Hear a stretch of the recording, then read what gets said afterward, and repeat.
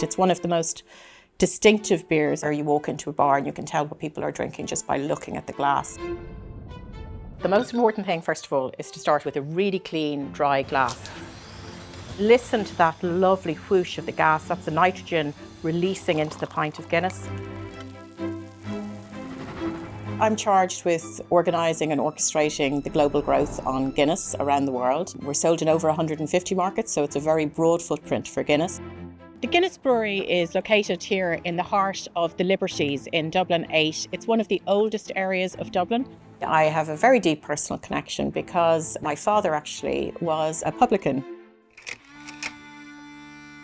It definitely has been just such a big part of my life story. My father had a pub just across the road from the brewery, so I grew up with that smell of roasted barley in the air, and it's actually one of the lovely pieces of my job when I drive in now that I still get that gorgeous smell of us roasting our own barley. A lot of his customers were indeed Guinness employees. He would talk about things that were happening in the brewery, and I remember my father was just so delighted when the offer letter came through with the Guinness header at the top of it. I'd have to say it was one of my probably proudest moments. Guinness is a real institution here in Ireland. And this is Arthur Guinness himself, the original founder of Guinness. And you can see here, this was his original house, and the god of brewing actually overlooking and supervising us. It's a brand that's been around for nearly 270 years. I suppose you're just a moment in time on the brand. You definitely feel that sense of history behind you.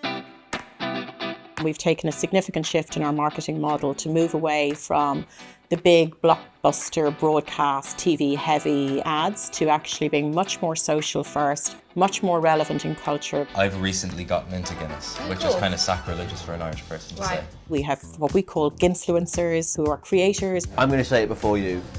I could drink that all day.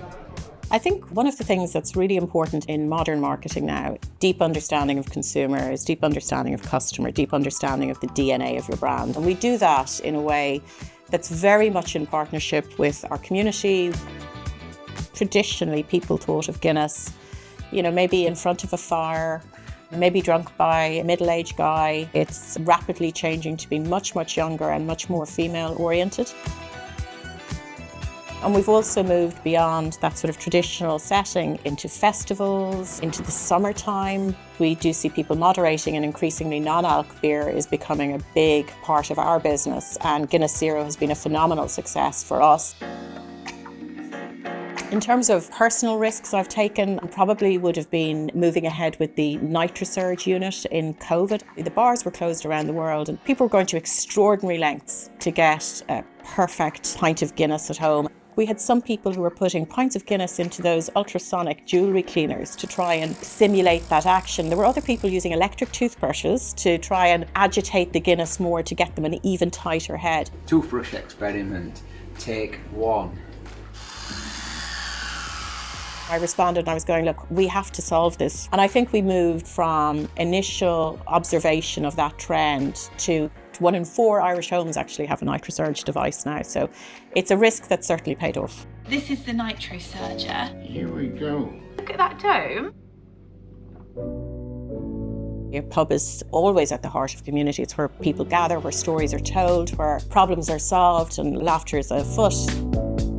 Of course, it's Friday today, so I'm actually going to enjoy a pint with my husband in our local bar later this evening. So I'm looking forward to that. So it looks absolutely delicious, and I'm sure you'll forgive me if I take a big sip and say sláinte. Sláinte.